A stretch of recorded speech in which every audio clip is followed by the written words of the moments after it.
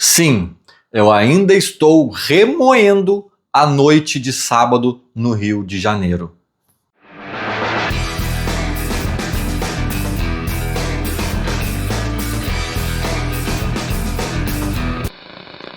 Eu quero acrescentar 3 elementos aqui, né, sobre o jogo de ontem, sobre as decisões de ontem. Eu falei muita coisa sobre amadorismo, decisões equivocadas, né, incompetências, enfim. Eu me esqueci de falar de uma coisa que ia compor esse quadro da incompetência do Grêmio, né, da gestão atual do Grêmio, e quero agregar mais 2. Então eu vou trazer aqui 3 elementos, né? Um que eu esqueci completamente de falar no pós-jogo de ontem, uma outra é sobre a coletiva do Mano Menezes, uma resposta ao que disse o Mano Menezes, né, que eu não tinha ouvido a coletiva dele quando eu gravei o meu pós-jogo. E um terceiro elemento ainda que eu trago aí para compor essa análise. Vamos então por partes. O que eu me esqueci de falar no vídeo pós-jogo de ontem, que era só mais um temperinho, só mais um elemento do combo incompetência, né, amadorismo que reina no clube Grêmio Futebol Porto Alegrense, né? Eu falei desde o adesivo aqui do patrocinador, né, que parece algo de escola, de colégio. Fui avançando para a escalação, para o time misto sem sentido do Mano Menezes e acabei, né, culminando no elenco em si, né, que a gente perde 1 ou 2 peças e às vezes parece que o time desaba pela fragilidade do elenco. Enfim, fiz toda essa composição e no meio dessa análise era óbvio eu ter dito, eu até tuitei isso, coloquei no meu Twitter durante o jogo e me esqueci de falar aqui sobre Cuiabano. Cuiabano, gente, é uma cereja, é outra cereja, eu nunca vi um bolo com tanta cereja, né? É uma outra cereja do bolo da incompetência, da irritação do torcedor, né? Porque assim, é requintes de crueldade, não basta a gente perder como perdeu, não basta ter acontecido tudo da forma que aconteceu. O gol que iniciou a vitória do Botafogo, que abriu alas para o Botafogo ganhar do Grêmio, foi do lateral esquerdo Cuiabano. Lateral esse que era do Grêmio, né, um jovem do Grêmio que foi doado para o Botafogo. O Grêmio se viu meio obrigado a vender ali por um preço irrisório, né, e o Botafogo espertamente adquiriu o atleta e deixou o Grêmio com Mike na lateral esquerda. E aqui eu quero... por que eu estou trazendo esse assunto aqui num vídeo à parte? Aqui? Por que eu acho esse assunto importante? Porque eu confesso que na época eu não crucifiquei a direção do Grêmio. Na época, o que a gente tinha de informações e de fatos? A gente tinha um lateral esquerdo que até mostrava talento. Em muitos jogos ele entrou e decidiu, fez até gol e papapá. Ele já tinha essa característica, né, de ser um cara ofensivamente interessante.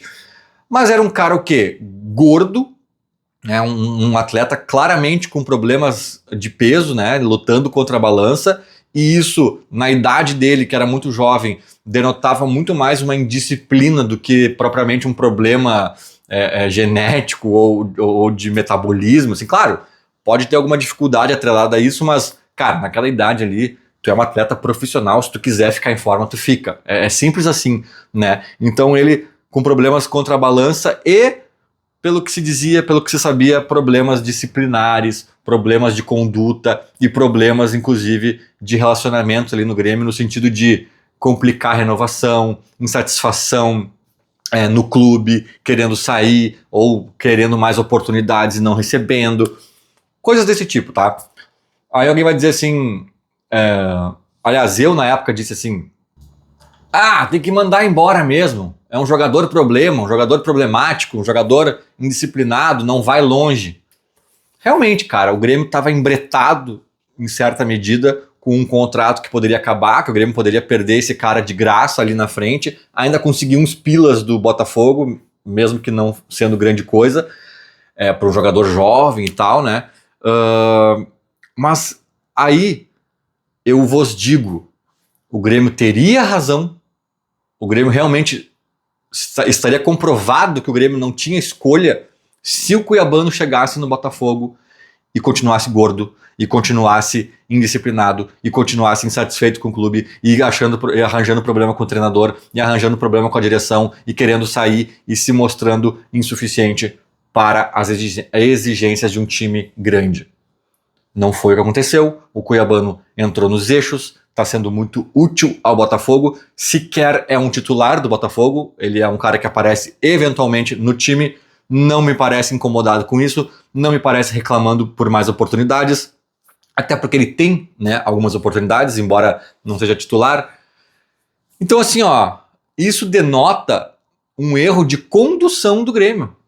Por que o cuiabano não queria o Grêmio e estava insatisfeito e forçando a barra para sair, indisciplinado, e no Botafogo tá tudo bem?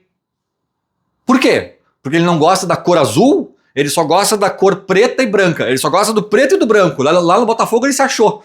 Porque aqui no Grêmio tinha preto, branco e azul. Pá, azul ele não suporta. Não, é Porto Alegre. Porto Alegre, o ar de Porto Alegre, o clima de Porto Alegre, ele tem alergia ao clima de Porto Alegre. Ele ficava todo embolado e tinha que sair daqui urgentemente. O que explica? Tava no ar, tava na cor, tava no...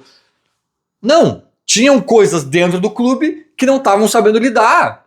Tudo bem, a gente pode até considerar que ele teve seus problemas, que ele era indisciplinado, que ele não colaborou. Mas quando tu tá à frente de um clube de futebol, quando tu é o presidente, quando tu é o diretor, o executivo de futebol, o vice-presidente de futebol, quando tu tá com esse problema, o técnico, né, o Renato, acho que também não soube talvez conduzir da melhor forma, quando tu tá à frente de um clube do tamanho do Grêmio, esse tipo de problema vai aparecer na tua frente toda hora, cara. E a tua competência ou incompetência para lidar com esse problema vai te fazer incinerar milhões de reais, que foi o caso que o Grêmio, foi o caso do Grêmio, né? Ou reverter a situação e conseguir, enfim, colocar o guri nos eixos. Cara, o que tem de história no futebol brasileiro, de jogador problema, de jogador que ia até abandonar a carreira e não sei o que, e daqui a pouco teve um personagem, um treinador, um dirigente, um empresário, alguém que chegou lá e conseguiu fazer o guri entrar nos eixos e daqui a pouco virou um cara da seleção brasileira, sabe? Virou um cara que fez o gol do título do Fluminense na final da Libertadores, sabe? O que mais tem é a história assim. O que mais tem, né? E aí, claro, nós aqui vendo de fora, não acompanhando o dia a dia, não entendendo exatamente todos os bastidores, a gente viu, cara, esse guri não quer nada com nada, esse guri daqui a pouco vai acabar a carreira dele, daqui a 2 anos ele vai estar no Goiás, daqui a mais um ano ele vai estar no Cerâmica e daqui a mais outro ele vai estar fazendo curso técnico de alguma coisa, porque o jeito que ele está conduzindo a carreira dele, tá muito claro que o Grêmio está embretado e não tem para onde ir. Então o Grêmio vai para Botafogo, cara, e tudo se resolve. Isso mostra claramente erro de condução do Grêmio. O Grêmio, sim, doou o cuiabano para o Botafogo, doou. O Grêmio fez uma doação para o Botafogo. E não é porque o Grêmio tinha Alex Telles, Marlon e mais um grande elenco. Não, o Grêmio doou o cuiabano para o Botafogo para ficar com Mike na época. Para ficar com Mike, que é um agravante da história, né? Então, assim, essa é uma bela cereja da incompetência e, como eu falei no meu Twitter, né? Essa gestão merece, a cada jogo que o cuiabano estiver em campo, tomar um gol do cuiabano, né? Quem não merece isso é o torcedor do Grêmio, mas essa direção merece. E eu acho que, incrivelmente, praticamente todos os jogos que a gente enfrenta eles, de fato, o cuiabano acaba fazendo um gol, né? Talvez o guri parece mostrar até uma certa mágoa com o Grêmio, ele faz um gol meio raivoso, meio, né? Não sei o que rolou ali, mas certamente, como a gente está vendo o guri jogar normalmente lá no Botafogo, certamente o Grêmio foi amador em algum nível na condução desse negócio. Que mais que eu ia falar, gente? Cuiabano era o primeiro item. O segundo item é só respondendo rapidamente ao Mano Menezes, né? Eu ouvi a coletiva dele e aí ele justificou toda essa descaracterização do elenco, né? Porque o Arthur sentiu, porque o Carlos Vinícius estava com alguma questão física, porque vocês não sabem, mas o Amuzu tá quase morrendo, porque o outro também não sei quem, e o fulano e a zaga, não lembro o que ele justificou, porque a zaga também tá descaracterizada e tal. Cara, vamos lá, assim, ó, das duas uma, ou o Mano Menezes está mentindo / exagerando, né, tipo assim, Eu acho que ele tá mentindo barra exagerando. Eu acho, a minha hipótese é essa, tá? Ele tá assim, forçando uma barra. Ah, tudo bem, o Arthur tá um pouco cansado, tá? O Amuzu, de repente. Mas assim, cara, eu acho que todo mundo poderia jogar e poderia render muito mais do que André Henrique, do que Lucas Esteves improvisado. Eu acho que assim, tá rolando uma forçaçãozinha de barra na explicação dele. Eu acho que não é toda essa galera aí que não jogou ou que jogou pouco que tá com tanto problema como ele citou, tá? Eu acho que é por aí, e isso é mais revoltante ainda, como eu falei no vídeo pós-jogo, né? Se a gente pensar que teve uma data FIFA, teve só um jogo, né? E aí no próximo o Grêmio já faz essa poupada geral de meio time, das peças principais, inclusive. E aí alguém me alertou nos comentários do último vídeo, alguém me alertou, cara, e o pior, agora pega o Palmeiras na terça eu acho, né? E depois, cara, o jogo contra o Fluminense é depois, na outra terça. É tipo assim, são 7 dias depois. Tipo assim, tá, agora teve o Botafogo, vai ter o Palmeiras, depois tem 7 dias pra pegar o Fluminense, cara. Né? Então, assim, é mais essa, é uma data FIFA e depois uns intervalos bem significativos ali no meio pra galera se recuperar e tal. Então isso torna as escolhas mais bizarras, mais indefensáveis e sem cabimento, né? Mas isso é uma hipótese que eu acredito, tá? Eu acho que o Mano se perdeu ali, acho que foi a condução dele pra escalar o time foi muito equivocada, o improviso sem sentido do Lucas. Cara, tá, errou, beleza, errou. Qual é a outra hipótese?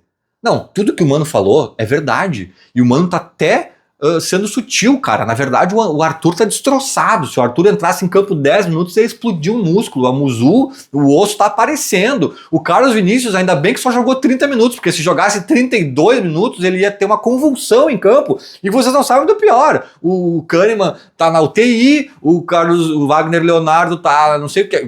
Tipo assim, não, o cenário realmente é o que o Mano falou pra pior, tá? Então, meus amigos e minhas amigas, ainda assim existe um erro, que é um erro de comunicação. Se rolou uma devastação do elenco nesse sentido mesmo, físico e etc., como o Mano deu a entender, comunica, cara. Comunica. E eu não tô nem falando do Mano Menezes aqui especificamente, né? O Grêmio não é para ser um clube amador, embora ou seja, em vários níveis, né? É para ter alguém dizendo, ó, gente, olha só, nem que seja uma nota no site, uma nota à imprensa, alguma coisa, olha só, gente. Zebra. Lembra quando a gente foi pegar na Libertadores de 2017, que a gente ganhou, a gente foi pegar o Botafogo, inclusive, diga-se de passagem, Botafogo no Rio de Janeiro, no jogo de ida, que foi empate, né? Depois a gente ganha na Arena com o gol do Barrios. E o Grêmio foi devastado pro Rio de Janeiro, não tinha Jeromel, não tinha Luan, eu acho, não tinha não sei mais quem, né? E eu lembro que a gente foi para aquele jogo com esse sentimento, assim, meu Deus, o Grêmio devastado. Depois, em 2018, naquela semifinal contra o River, que a gente foi assaltado na Arena, a gente ganhou lá na Argentina, lá no Monumental. Eu estava naquele jogo, um baita jogo, né? 1-0.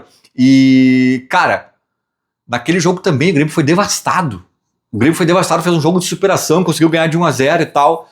E a gente foi pro jogo com esse sentimento. Ah, cara, não tem o fulano machucado, não tem o Beltrano suspenso, o outro tá com o músculo sentindo, não sei o quê. E a gente sabia disso, cara. A gente nunca foi pro jogo do Botafogo agora com esse sentimento. Meu Deus, cara, o Arthur sentiu o músculo, a Muzu tá um fio de estourar, o Carlos Vinícius, os médicos disseram para nem entrar, se entrar tem que ser 20 minutos e tal. A gente não foi com esse sentimento, cara.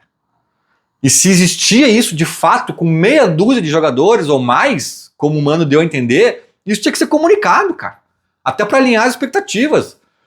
Porque não faz sentido tu ficar quieto, que tá todo mundo destruído, botar um time bizarro em campo, descaracterizado, e depois do jogo tomar pau de toda a imprensa, todos os torcedores, dizendo, meu Deus, por que vocês escalaram esse time?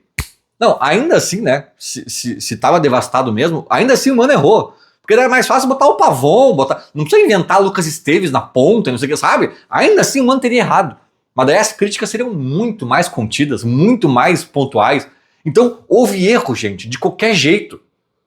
Eu acredito ainda na hipótese 1. Houve erro de exagero do Mano em descaracterizar o time. Mas a hipótese 2, que dá a entender que o Mano não tinha muito o que fazer porque estava devastado, o erro é de comunicação. para evitar justamente esse ruído. E o terceiro ponto, só para fechar, né, tava até falando com o meu tio lá de Araranguá, lá em Santa Catarina, o Carlos, um abraço para ele, que volta e me acompanha aqui os vídeos, e ele me falou um negócio assim, cara, e assim, e agora esse time aí que o Mano escalou, essa derrota pro Botafogo, isso aí impacta até no jogo do Palmeiras na Arena. E é verdade, cara, é verdade. Né? Se os caras pouparam, se o Grêmio poupou esses jogadores para priorizar o jogo do Palmeiras na Arena, né? O Grêmio claramente está priorizando os jogos em casa. Primeiro, cara, que tipo assim, não faz sentido, como eu falei no outro vídeo, porque se tu quer buscar, porque Z4 não tem mais briga, o Grêmio já tá livre, né? Pelo menos em tese o Grêmio já tá livre, até que se prove o contrário, né? E a briga por G alguma coisa de pré-Libertadores, cara, essa briga te exige arrancar pontos do Botafogo fora. Te exige não rifar aquele jogo. Então, assim, não adianta nada tu rifar um para priorizar o outro. Tu tem que jogar todos da melhor forma possível. Porque é uma meta alta. Era, né? Agora nem sei se tem mais chance do Grêmio buscar pré-Libertadores. Mas assim, então já não faria sentido por esse aspecto. Mas pelo aspecto de estar priorizando o jogo do Botafogo, sabe qual seria o melhor reforço que o Grêmio teria no jogo contra o Palmeiras em casa? Eu falei Botafogo, né? Mas é o Palmeiras em casa. A torcida, o fator estádio. O Grêmio é muito forte na arena por causa do ambiente da arena, por causa do torcedor. Não é o Carlos Vinícius descansadinho porque jogou 20 minutos a mais ou a menos lá no Rio de Janeiro que vai fazer tanta diferença. Vai fazer diferença a arena, cara. Se o Grêmio faz uma vitória lá no Rio de Janeiro, ou até um empatezinho digno lá no Rio de Janeiro, a arena contra o Palmeiras ia ter um clima, um ambiente muito mais favorável ao Grêmio. Muito mais favorável. É um reforço muito maior do que o Amuzu jogando bem ou jogando descontado. Eu tenho certeza disso, né? É um ponto relevante da análise aqui. Eles conseguiram tirar o principal reforço do Grêmio pro jogo contra o Palmeiras. O ambiente. Não tô dizendo que não vai ter torcedor no estádio, é claro que vai estar apoiando e tal, mas é outro clima. A torcida do Grêmio deu uma brochada geral depois da derrota lá no Rio de Janeiro. Esvaziou o jogo do Palmeiras. Esvaziou. O que a gente vai ganhar pra quê? A gente vai ganhar pra quê? Pra ficar uma posição abaixo ou acima na tabela no final do ano? Não vai alterar nada, não tem mais risco lá embaixo, não tem mais ambição lá em cima. Pra que a gente vai ganhar? Pra que a gente vai lotar a arena com 40 mil enlouquecidos? Pra quê? Pra quê? Agora, se tu ganha do Botafogo, cara, pode ter certeza que esse reforço vocês teriam e não vão ter agora, dadas as circunstâncias. Feito? Era mais ou menos isso. Falou, abraço.